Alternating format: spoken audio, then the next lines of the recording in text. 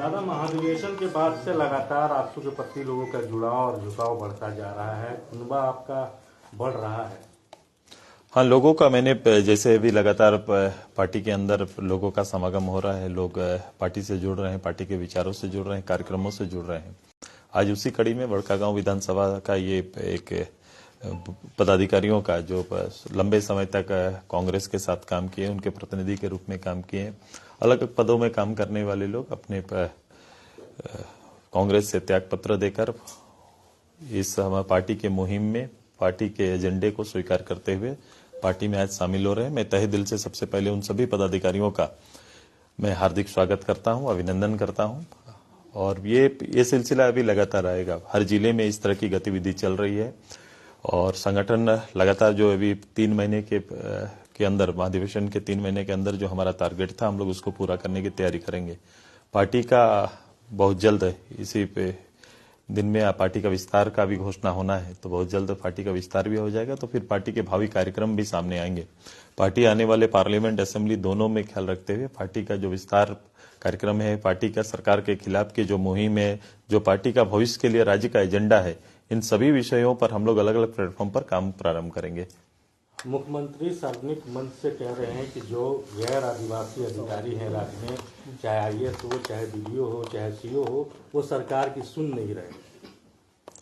ये बहुत संकट वाली बात होगी। मुख्यमंत्री के जुबान से अगर इसको बाइफरकेट, ऐसे सामाजिक बाइफरकेट करके अगर बातें चल रही है, तो ये एक अच्छा संकेत नहीं है।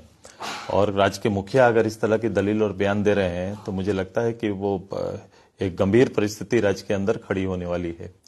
और ऐसा आज तक नहीं देखा गया। हम लोग प्रत्यक्ष रूप से इतने समय तक राज्य की राजनीति में सक्रिय हैं। प्रशासनिक पदाधिकारी कोई दल, कोई विशेष आधारित होते नहीं है। उनकी एक जवाबदेही है राज्य के अंदर सरकार के और सरकार की योजनाओं को आम लोगों तक पहुंचाना, सरकार की नीतियों को आम लोगों तक पहुंचाना, ये काम होता है। लेकिन समन्वय बनाना लीडर का काम होता है।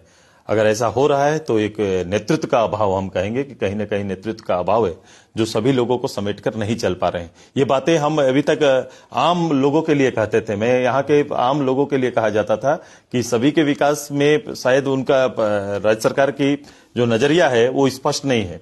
ये आम लोगों की सेवा या जो कार्यक्रम गवर्नमेंट का चल रहा है उसमें ये भाव देखा जाता था। लेकिन अगर सरकारी महकमे में भी इसी तरह का कोई वातावरण तैयार हो रहा है और मुख्यमंत्री खुद बयान दे रहे हैं, तो एक बहुत ही बड़ी राज्य के अंदर एक संकट वाली बात होगी। दादा, एग्जिट पोल आपने देखा, क्या लग रहा है? मैं रुझान पर तो मैं कभी विश्लेषण करता नहीं हूँ। आएंगे परिणाम, मैं 72 घंटा, जितना घंटा 48 घंटा का इंतजार ही कर लेंगे, परिणाम देखेंगे और फिर लोगों की मेहनत, वहां के लोगों का झुकाव सारा स्पष्ट हो जाएगा।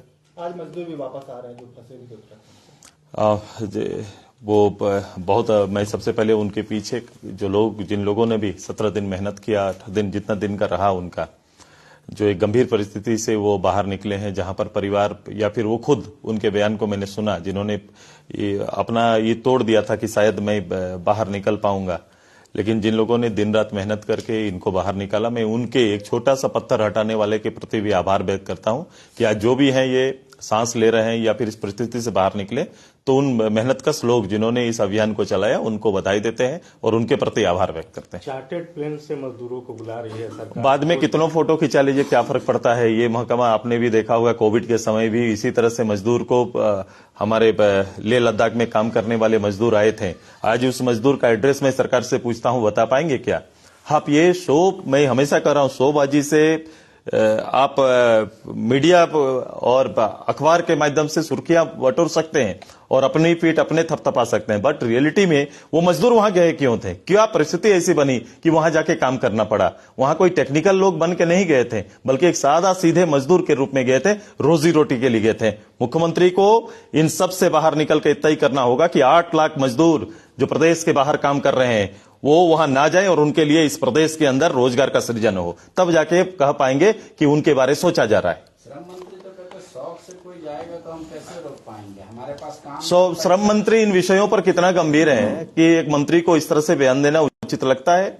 ये अगर 8.5 लाख जो लोग बाहर हैं, जो सीधे सीधे मजदूरी के लिए गए हैं, जो मैं हमेशा कहता हूं 1 लाख से ज्यादा लोग केवल दिल्ली में हैं, और वो दिल्ली में है जो केवल महिला कुक या दाई बनकर कहीं काम कर रही है, वो शौक से नहीं गई है।